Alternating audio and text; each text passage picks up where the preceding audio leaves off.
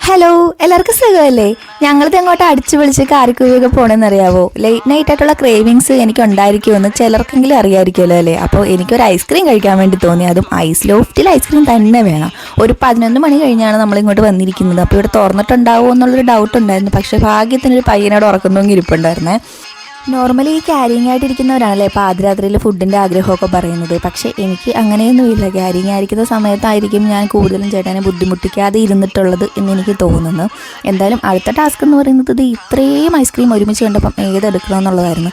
അപ്പോൾ ഒരെണ്ണം എടുത്ത് കഴിച്ച് നോക്കാം, എന്നിട്ട് പിന്നെ തൊണ്ടയ്ക്ക് പ്രശ്നമൊന്നും ഇല്ലെങ്കിൽ അടുത്തത് കഴിക്കാമെന്ന് ഞാൻ ഓർത്തേ. അപ്പോൾ ആദ്യം നമ്മളെടുത്തത് ഒരു ക്രിസ്പെല്ലോ, ന്യൂട്രി ക്രിസ്പെല്ലോ എന്ന് പറയുന്ന ഒരു ഫ്ലേവറാണ്.